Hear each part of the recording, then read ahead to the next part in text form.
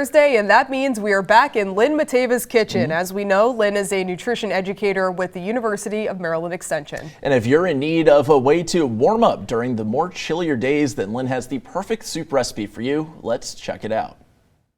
When the weather starts to turn a little cooler, I think soup, which is a great thing because soup is so easy to make. There's so many different varieties. The different ingredients you can throw together are kind of endless.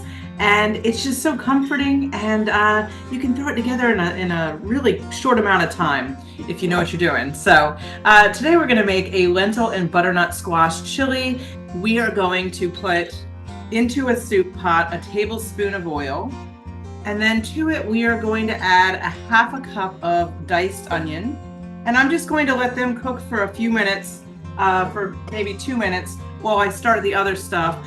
So that we don't burn other ingredients and they start to soften a little bit. So the next thing we're going to work on here is this butternut squash.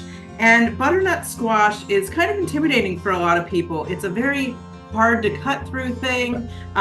People worry about just the effort in having to do it. So you can buy these cubed and already cleaned and ready to cook in a lot of grocery stores in your produce section. I've seen it in the freezer section. Those are all acceptable shortcuts. Might cost a little more, but I'm going to show you how to tackle this right now. So I've got one here that has just come straight out of the field and it's just been washed and ready to cook. This one, what I did to it is I went in with a knife, you could do this with a fork also, and I stuck it about probably 12 times, somewhere in there. And then I popped it into the microwave for 5 minutes. So it's warm, but it's not cooked. But what this has done is it's softened it just enough that I can just slice through it with ease. Look how easy that came off. And we have that bright, beautiful orange color in there. This recipe comes from our Dining with Diabetes curriculum, which was developed by the University of West Virginia. And it's a curriculum we've adapted at the University of Maryland that we're using. And I just love some of the recipes we have in this. And this is one of my favorites.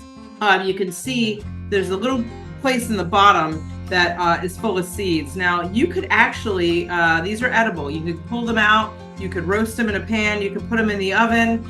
There's not a ton here, but any of those squash seeds, pumpkin, the edible varieties are going to be edible as well. And they're really good for you as well. And they're just a tasty little treat. So now that we have our butternut squash all chopped up, and I've been stirring my onions here or there, to them we're going to add 4 cloves of garlic that's all chopped up. And then to that, we are going to add a tablespoon of chili powder, a half teaspoon of cumin, and a half teaspoon of cinnamon.